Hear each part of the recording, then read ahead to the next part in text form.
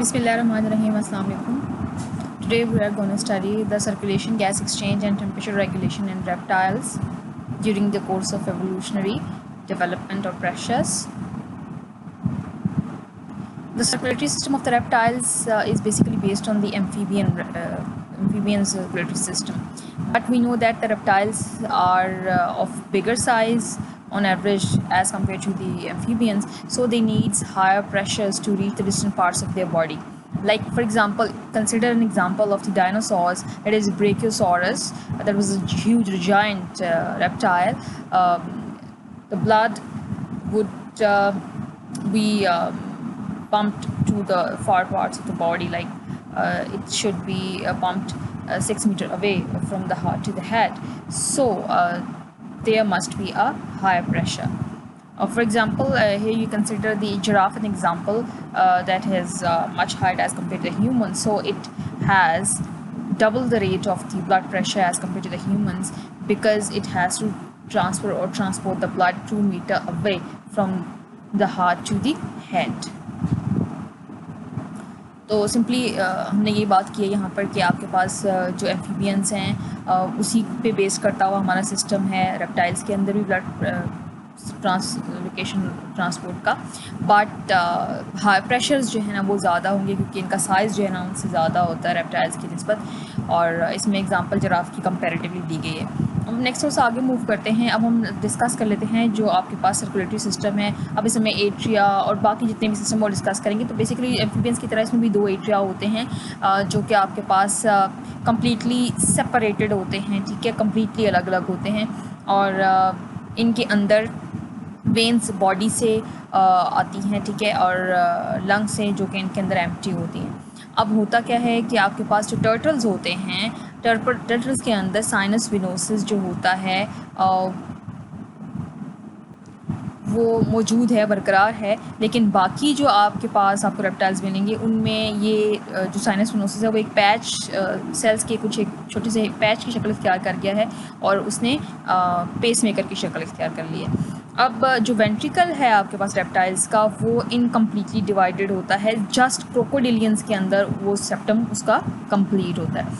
और ventral aorta का जहाँ तक जिक्र करते हैं तो आपके पास वेंट्रल एओर्टा और जो कोनस आर्टरियोसिस हैं ये डिवाइड करते हैं डेवलपमेंट के दौरान, और मेजर आर्टरीज़ हैं ये जो कि जा रही हैं आपके पास ब्लड्स लेके हार्ट से। अब बेसिकली ये 3 मेजर आर्टरीज़ के अंदर डिवाइड हो जाता है, ठीक है, conus arteriosus and ventral aorta. 3 major arteries के अंदर डिवाइड होकर ये हार्ट के अंदर से ब्लड लेके जाती हैं।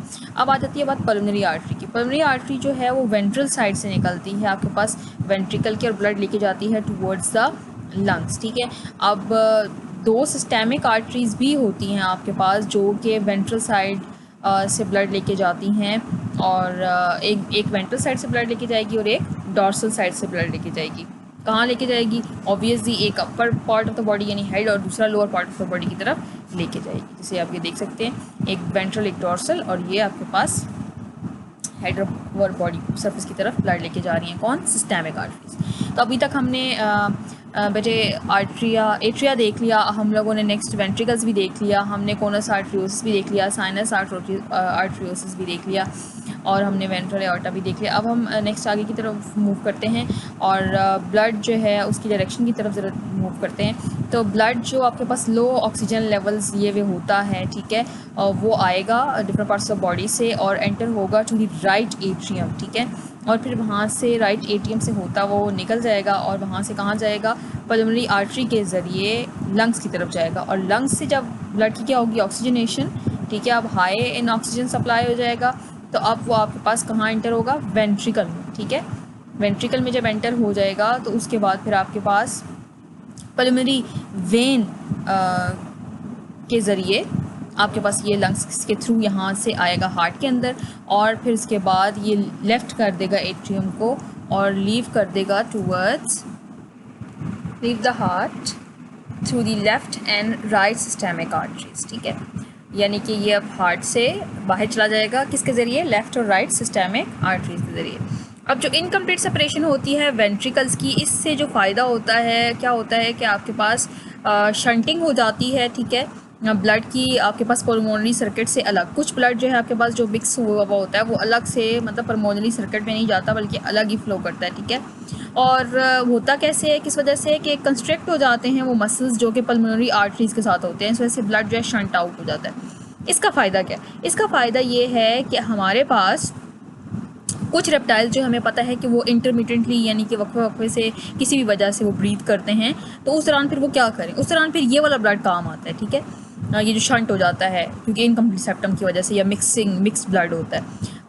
फॉर एग्जांपल यहाँ पे सिचुएशन दो हम डिस्कस कर लेते हैं। एक तो सिचुएशन आपको नज़र आएगी टर्टल्स जब शेल के अंदर चले जाते हैं, दूसरी सिचुएशन जब टर्टल्स डाइव करते हैं, उनके अंदर एपनिया होता है, ठीक है।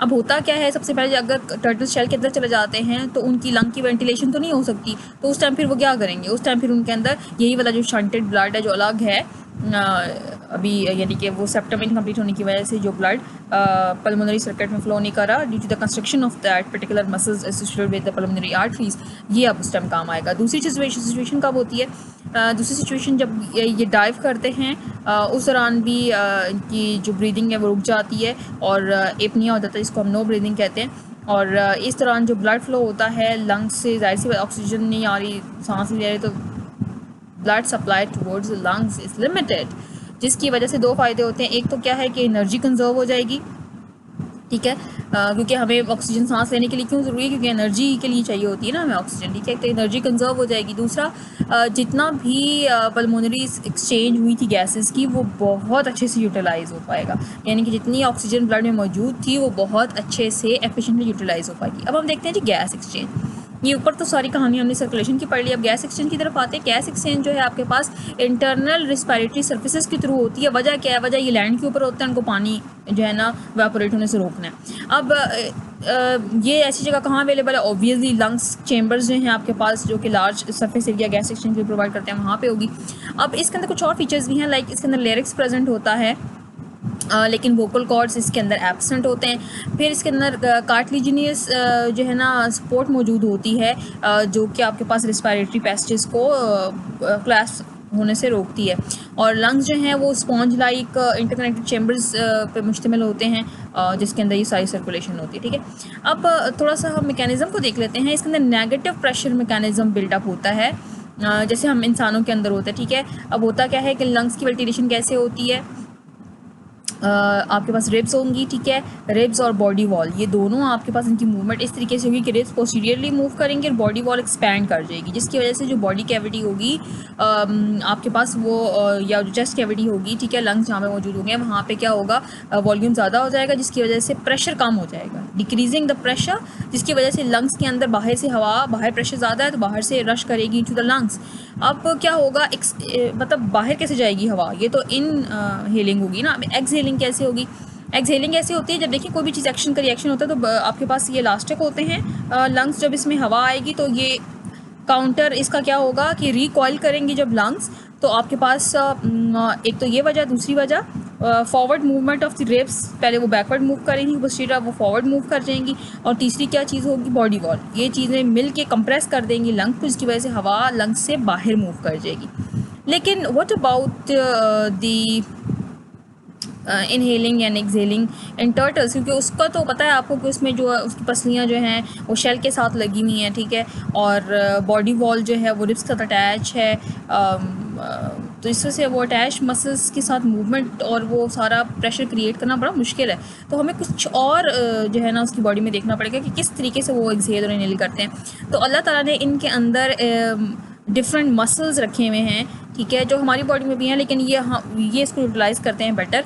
वो मसल्स जब कॉन्ट्रैक्ट करेंगे तो क्या होगा, जो विज़रल मैस होगी यानी आंतें और ये जो होता है इंटेस्टाइन स्टमक वगैरह, ये सारा क्या होगा, ये अपवर्ड मूव करेगा, यानी ऐसे मसल्स उनके साथ अटैच हैं, उनकी मूवमेंट जब वो कॉन्स्ट्रैक्ट करेंगे जिसकी वजह से विज़रा ऊपर की तरफ उठेगा। ऊपर क्या चीज़ होती है, लंग्स पर प्रेशर डालेगा, ठीक है, तो आपके पास एक्सहेल हो जाएगा, सांस बाहर चली गई। लेकिन सांस लेंगे कैसे, तो कुछ ऐसे मसल्स भी हैं जिनको जब ये कॉन्स्ट्रिक्ट करेंगे तो क्या होगा, कि volume of the visceral cavity, अब वहाँ पे जो है ना चेस्ट कैविटी का वॉल्यूम ज़्यादा हो रहा था या कम हो रहा था, यहाँ पे अब विजरल कैविटी का, यानी यहाँ पे अब पेट और आंतों का रोल आ गया कि वो उसकी वॉल्यूम ज़्यादा या उसको वॉल्यूम कम करने की वजह से फिर इनडायरेक्टली जाहिर सी बात है उसका इफेक्ट लंग्स पे भी होता है, ठीक है। तो क्या होगा, विजरल कैविटी का जब वॉल्यूम ज़्यादा होगा तो अंदर नेगेटिव प्रेशर हो जाएगा, बाहर पॉजिटिव प्रेशर, तो बाहर से रश करेगी air into the lungs. This is how the turtles exhale and inhale. Next चलते हैं जी हम टेम्परेचर रेगुलेशन के ऊपर। तो जितने भी और एक्वेटिक ऑर्गेनिज़म्स हैं उनकी निस्बत जितने भी टेरेस्ट्रियल ऑर्गेनिज़म होते हैं उनको ज़्यादा वेरिएबल टेम्परेचर्स का सामना करना पड़ता है, ठीक है। जैसे कि बहुत ज़्यादा टेम्परेचर एक्सट्रीम्स -65 से लेकर -65 से लेकर 70 डिग्री सेल्सियस तक की एक्सट्रीम्स उनको फॉलो करनी पड़ सकती हैं ज़मीन के ऊपर। इसी वजह से जो ज़मीनी ऑर्गेनिज़म या लैंड ऑर्गेनिज़म या टेरेस्ट्रियल ऑर्गेनिज़म्स होते हैं उनके लिए टेम्परेचर रेगुलेशन बहुत ज़्यादा क्रूशल है। मोस्टली जो आपके पास रेप्टाइल्स हैं ये एक्सटर्नल हीट को यूज़ करते हैं for their thermo regulations, that is why these are ectotherms. और कुछ एक्सेप्शनल केसेस भी होते हैं लाइक इन मॉनिटर लिजर्ड्स और आपके पास ब्रूडिंग इंडियन पाइथन्स। जैसे फॉर एग्जांपल फीमेल पाइथन्स क्या करती हैं, कॉयल अराउंड द एग्स और अपना टेम्परेचर बॉडी का तकरीबन 7.3 डिग्री सेल्सियस एयर के निस्बत ज़्यादा इंक्रीज़ कर सकती हैं बाय मेटाबॉलिज्म। और इसके अलावा कुछ रेप्टाइल्स जो हैं वो हम जानते हैं कि वाइड टेम्परेचर फ्लक्चुएशंस को सर्वाइव कर जाते हैं, यानी -2 पर भी सर्वाइव कर जाएंगे और 40 डिग्री पर भी सर्वाइव कर जाएंगे। लेकिन जैसे फॉर एग्जांपल कुछ टर्टल्स हैं, लेकिन उस दौरान जो है ना उनकी जिस तरह हम लोग की बॉडी का टेम्परेचर 37 डिग्री सेल्सियस है, लेकिन इनकी एक रेंज होती है, पर्टिकुलरली बहुत नैरो ही होती है लेकिन रेंज होती है जिसके अकॉर्डिंगली ये सर्वाइव कर जाते हैं। जैसे -2 से 41 डिग्री सेल्सियस पे सर्वाइव करने के दौरान इनको अपनी बॉडी का टेम्परेचर रखना पड़ेगा और कम से कम 25 होना चाहिए और मैक्सिमम 37 तक ज़रूर होना चाहिए।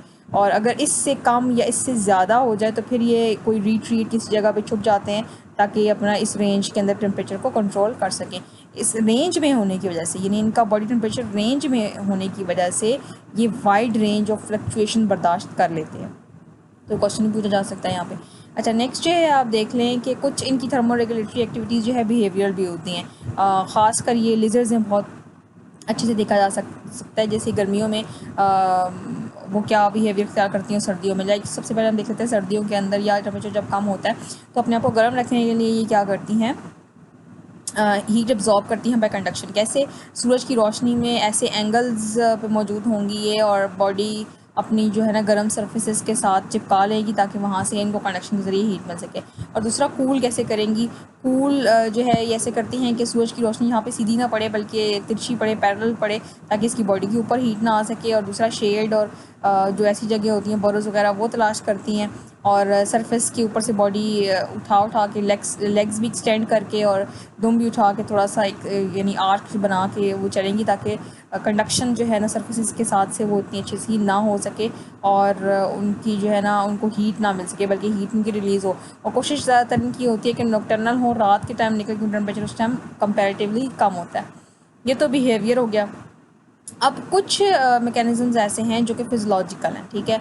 वो जैसे कि फॉर एग्जांपल कुछ रेप्टाइल्स के अंदर जो टेम्परेचर जो है वो आपके पास जब टेम्परेचर बहुत ज़्यादा राइज़ कर जाता है तो वो पेंटिंग करना स्टार्ट कर देते हैं, ठीक है। और क्योंकि उनकी स्किन के ज़रिए वेपोरेटिव कूलिंग जो है ना वो इतनी ज़्यादा नहीं हो पा रही होती तो इसलिए उनको पेंटिंग करनी पड़ती है, ठीक है। क्योंकि आपको पता है इनकी स्किन टफ और लेदरी होती है। लेकिन कुछ जो मरीन इग्वानाज होते हैं वो अपना जो ब्लड है वो स्किन की तरफ ले आते हैं बास्किंग के दौरान, ठीक है, ताकि वो सन से जब रेडिएशन पड़े तो ब्लड जो है ना स्किन के अंदर ज़्यादा इजीली फ़्लो कर रहा होता है और ज़्यादा मतलब वो प्रेशर के साथ फ़्लो करवाते हैं, जिसकी वजह से बाहर से जब हीट आती है तो वो सारी हीट स्किन के ज़रिए ब्लड में आ जाती है और ब्लड फिर उसका टेम्परेचर राइज़ कर जाता है तो बॉडी का टेम्परेचर ओवरऑल राइज़ कर जाता है। जी, तो मरीन इग्वानाज़ ने इस तरीके से करके अब टेम्परेचर इंक्रीज़ तो कर लिया, लेकिन अगर बहुत ज़्यादा, क्योंकि हमें पता है मरीन में होते हैं और जब उनको बहुत कूल ओशन के अंदर जाना पड़ता है तो वहाँ पे अपनी बॉडी टेम्परेचर को कैसे मेंटेन रखते हैं या अपनी हीट को ख़त्म होने से कैसे बचाते हैं, वहाँ पर ये अपना जो ब्लड की सप्लाई है स्किन में ये कम कर देते हैं। हार्ट रेट भी स्लो हो जाता है उनका, ठीक है, जिसकी वजह से फ़्लो थ्रू द स्किन जो है ना ब्लड की फ़्लो कम हो जाती है, जिसकी वजह से हीट लॉस कम होता है। इसके अलावा एक और फैक्टर है क्रोमोफोर्स। क्रोमोफोर्स यानी जो स्किन कलर होता है बॉडी के अंदर, जिसकी वजह से जितने ज़्यादा क्रोमोफोर्स होंगे, डिस्पर्स फैले हुए होंगे, उतनी डार्कर बॉडी होगी, जिसकी वजह से हीट एब्जॉर्प्शन में हेल्प मिलेगी। इसके अलावा टॉरपोर भी इनके अंदर होता है कि जहाँ ऐसे टेम्परेट रीजन जहाँ पे बहुत ज़्यादा ठंड हो जाती है, तो कोल्ड टेम्परेचर को बर्दाश्त करने के लिए टॉरपोर में एंटर हो जाते हैं और इनकी बॉडी टेम्परेचर और इनका जो मेटाबॉलिक रेट है वो बहुत ज़्यादा डिक्रीज़ हो जाता है, गिर जाता है। और इसके अलावा एक और इनके अंदर कैपेबिलिटी ये होती है कि ये आपके पास अपनी